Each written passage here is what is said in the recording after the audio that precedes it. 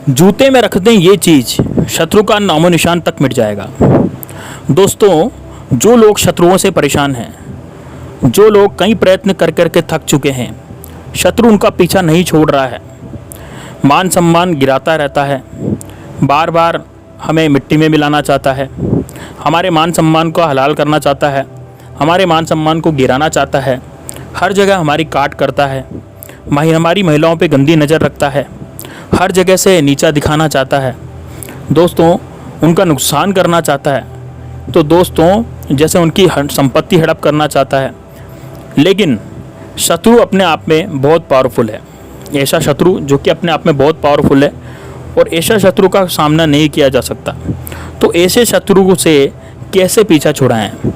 तो दोस्तों आज का जो वीडियो है बहुत ही खास होने जा रहा है, क्योंकि आज की वीडियो में मैं आपको शत्रुनाशक एक ऐसा उपाय बताऊंगा जिससे कि बिना ज़्यादा प्रयत्न के, मतलब आपको कोई भी ज़्यादा प्रयत्न नहीं करना, ना आपको 1 रुपया भी इसमें खर्च करना है, लेकिन आपका जो शत्रु है उसकी बर्बादी चालू हो जाएगी। शत्रु आपका भीख मांगेगा। दोस्तों, शत्रु आपका इतना गरीब हो जाएगा, इतना बर्बाद हो जाएगा कि वो आपकी संपत्ति हड़प तो क्या, वो खुद के पास ही उसके पास रहने के लिए भी पैसे नहीं बचेंगे। तो इस तरह का उपाय मैं आज आपको बताने जा रहा हूँ, जो कि बहुत ही कारगर उपाय सिद्ध हुआ है और इसको कई लोगों ने किया भी है, तो उनके जो शत्रु हैं उनका नाश हो गया है। और धीरे धीरे आप खुद देख पाएंगे दोस्तों, उस शत्रु का नाश हो गया। आज जो बड़ी बड़ी बातें करता था आपके सामने, जो आपसे जलता था, आज वो आपके सामने कुछ भी नहीं है। आपके सामने शत्रु वो गिड़गिड़ाएगा और माफ़ी मांगेगा। दोस्तों, आपके सामने वो शत्रु झुक जाएगा। इस तरह का ही उपाय आज मैं आपको बताने जा रहा हूँ। तो ये वीडियो ज़रूर लाइक कीजिएगा। दोस्तों, महादेव की कृपा आप पर हमेशा बनी रहे। हम तो यही चाहते हैं कि आप पर महादेव और बजरंग बली की कृपा हमेशा बनी रहे, माता लक्ष्मी की कृपा भी हमेशा बनी रहे। तो दोस्तों वीडियो को लाइक ज़रूर कर दें। तो चलिए दोस्तों शुरू करते हैं। दोस्तों, आज जो शत्रु का नाम अगर आप जानते हैं तो सबसे बेहतर है, और नहीं जानते तो भी उपाय ये कार्य कर जाता है। लेकिन यदि आप नाम जानते हैं शत्रु का तब तो बहुत ज़्यादा बेहतर होगा आपको, फिर तो ये 100% फल देगा। तो दोस्तों आपको क्या करना है, आपको एक कागज़ का टुकड़ा ले लेना है। अब कागज़ का टुकड़ा कैसा लेना है? बिल्कुल सादा, बिल्कुल प्लेन, उसमें कोई भी रेखा या कोई भी लाइन नहीं होनी चाहिए। दोस्तों, बहुत से लोग क्या करते हैं, लाइन वाला कागज़ का टुकड़ा लेते हैं। तो आपको लाइन वाला नहीं लेना, आपको कोरा कागज़ का टुकड़ा लेना है जिसमें एक लाइन भी नहीं हो। बिल्कुल प्लेन जो कोरा पेपर होता है उसको आपको लेना है और उस पर अब अपने शत्रु का नाम लिखना है। अब नाम कैसे लिखना है? नाम आपको पूरा लिखना है। जैसे मान लीजिए किसी शत्रु का नाम है सुरेश कुमार, तो आपको ये सुरेश कुमार के नाम से पूरा का पूरा नाम आपको लिख देना है। अब आपने जैसे शत्रु का नाम उस पर लिख दिया। अब कौन सी शाही से लिखना है? तो आपको नीली शाही से ही लिखना है, कोई दिक्कत नहीं है इसमें। शत्रु का नाम आप काली शाही से भी लिख सकते हैं, नीली शाही से भी लिख सकते हैं। हाँ, यदि आप काली शाही से लिखते हैं तो ज़्यादा बेहतर रहता है, लेकिन यार आप यदि आप नीली शाही से लिखना चाहते हैं तब भी कोई दिक्कत नहीं है, उपाय तो कार्य करेगा। अब उस कागज़ में आपको क्या है, उस कागज़ में नाम लिख करके आपको उसको 2 तरफ से मोड़ लेना है, मतलब कि फोल्ड कर लेना है। फोल्ड करते हैं मन जैसे रुमाल को फोल्ड करते हैं, उसी तरह से आपको इस कागज़ को फोल्ड कर लेना है। फोल्ड करने के बाद आपको उस कागज़ को अब उस कागज़ का क्या करना है, उसको अपने मोजे में रखना है। जैसे आप कोई जूता पहनते हैं, बूट मोजे हम पहनते हैं ना, तो आप जैसे मोजा पहन रहे हैं तो मोजे के अंदर आप उसको रखें। अब मोजे के अंदर किस तरह से रखें? तो मोजे के अंदर इस तरह से रखें कि अपना जो पैर होता है वो उस कागज़ के टुकड़े पर रहे। मतलब कि उस कागज़ का टुकड़ा जो है, यूँ मान लीजिए कागज़ का टुकड़ा आपका दुश्मन हो गया, क्योंकि आपका शत्रु जो है उसका नाम लिखा हुआ है, नाम लिखा हुआ है उस कागज़ के टुकड़े पे, तो आपका शत्रु हो गया। और आपको क्या करना है, उसको अपनी एड़ी के नीचे रखना है, पैर के नीचे रखना है, पंजे के नीचे रखना है, लेकिन ऊपर नहीं रखना, पैर के नीचे ही रखना है, मोजे के अंदर।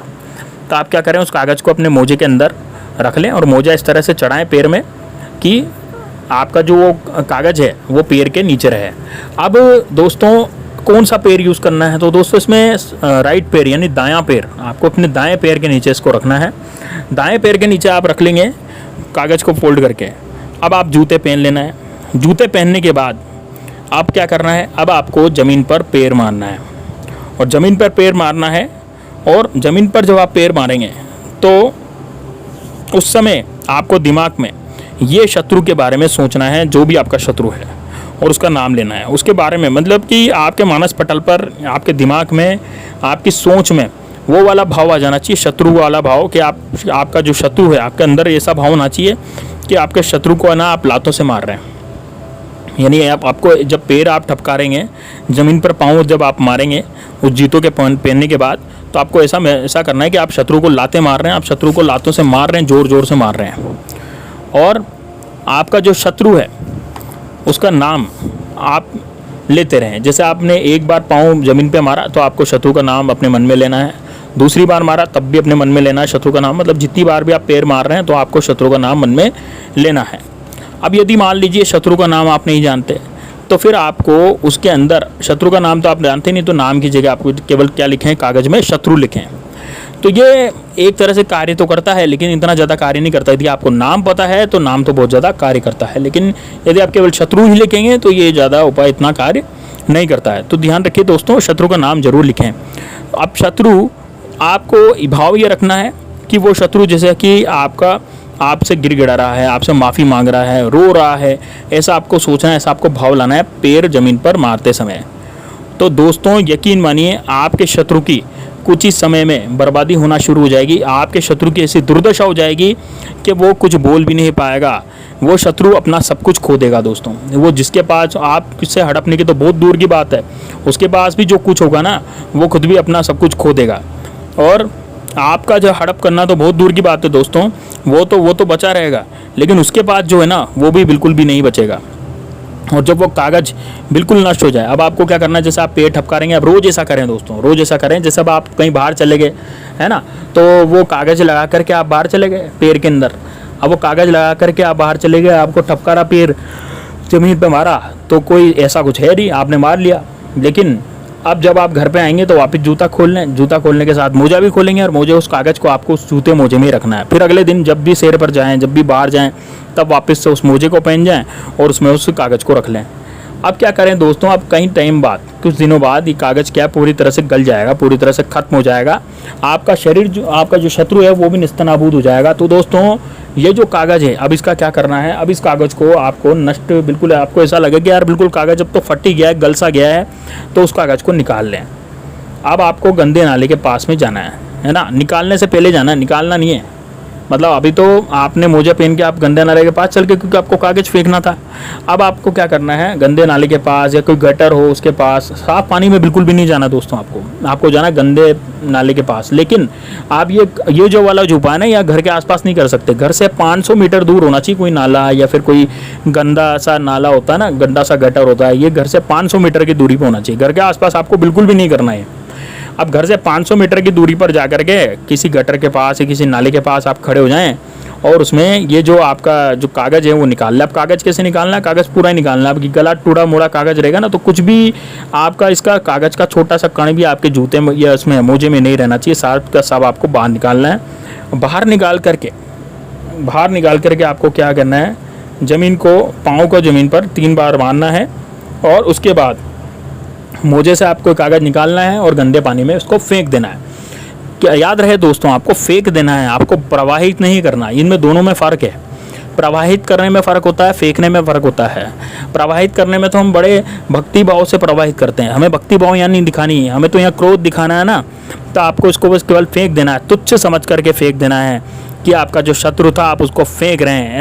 ऐसा आपको भाव बनाना है कि हट, मैंने तुझे फेंक दिया है, मैंने तुझे खत्म कर दिया है, ऐसा आपको भाव बताना है। जैसे वो घृणा वाला भाव या क्रोध वाला भाव आपको लाना है अपने मन में उस शत्रु के प्रति, और आपको उस कागज़ को आपको उस नाली में ये गटर में या फिर नाली में उसको फेंक देना, नाले में फेंक देना है जो बदबूदार नाला होता है।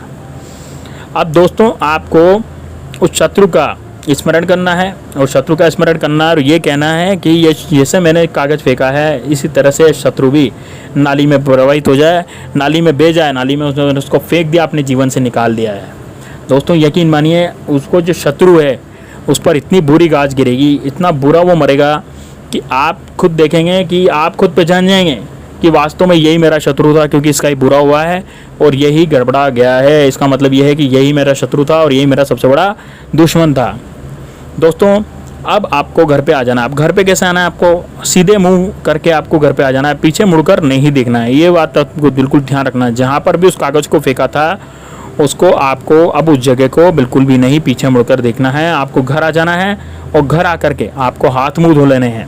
घर आकर के आपको हाथ मुँह धो लेने हैं, और यदि आप स्नान कर लें तो सबसे अच्छी है, ये तो बात ही बहुत अच्छी है। यदि आप घर आकर के स्नान कर लेना तो आपका जो शत्रु है वो पूरा का पूरा बर्बाद हो जाएगा। ये वाला ऐसा टोटका, ऐसा उपाय मैंने आपको बताया है। तो दोस्तों उम्मीद है आपको वीडियो अच्छी लगेगी। वीडियो अच्छी लगी तो वीडियो को लाइक जरूर करें दोस्तों, और चैनल को सब्सक्राइब जरूर करें। यदि आप भोले बाबा की कृपा चाहते हैं, भगवान श्री राम की कृपा चाहते हैं, हनुमान जी की कृपा प्राप्त करना चाहते हैं, तो वीडियो को लाइक जरूर करें और कमेंट बॉक्स में जय श्री राम जय हनुमान जरूर लिखें। तो मिलते हैं नेक्स्ट वीडियो में दोस्तों, तब तक के लिए जय श्री राम जय बागेश्वर धाम सरकार।